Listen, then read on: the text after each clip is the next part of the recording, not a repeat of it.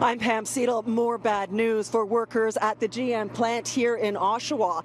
1,200 people were laid off yesterday. Hundreds more were told not to show up today. And the president of the union predicts that the entire plant will have to shut down in the next few days, leaving all 2,600 employees out of work. The company, though, says the layoffs are temporary and all linked to the massive strike by GM workers south of the border. Close to 50,000 GM workers walked off the job Monday for the first time in a decade, creating a parts shortage here in Canada, which has led to the layoffs. They are striking over wages and benefits, but most importantly, according to the president of Unifor, job security. The workers in the United States are furious. They're frustrated, just like General Motors workers are here in Canada. So they're fighting for their jobs. They're fighting against General Motors that has been incredibly profitable.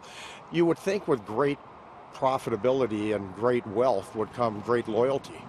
But GM has a proven track record of moving jobs from Canada to the United States to Mexico. And that's why people are on the picket line. They're fighting for their jobs, and I understand and agree with them completely. In its heyday in the 80s, the Oshawa plant had 23,000 workers. Now it's down to 2,600 prior to these layoffs. But it is slated to be shut down at the end of this year, and that has left workers feeling bitter. It sucks. The plant's closing. We just support what they're doing down there. Like, it's about time that the company gives something back after making $35 billion a year. So, you know, good for them. We support them 100%. It sounds like you're quite angry with the company.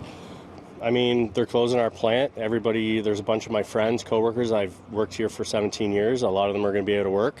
It's unfortunate. A lot of businesses around this area are going to suffer. And, you know, a company that's making that kind of profit, you know, we build the best vehicles in the world here. And they're going to shut us down, and they're going to shut plants down in the U.S. So it's about time we stand up to them. You know, a lot of people are upset. They're losing very good-paying jobs. It's hard to find a good-paying job in today's market. Yeah. So to lose a good-paying job with great benefits and whatnot, it's hard for sure. Yeah.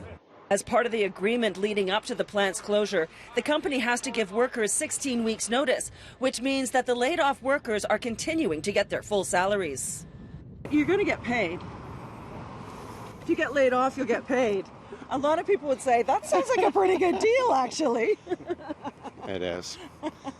It is, but I'd rather be working, and, you know, I just want to keep working, and it's sad that the plant's going down. Jerry Diaz says the plants in both St. Catharines and the Cami plant in Ingersoll are also going to be affected in the coming days by the strike in the United States.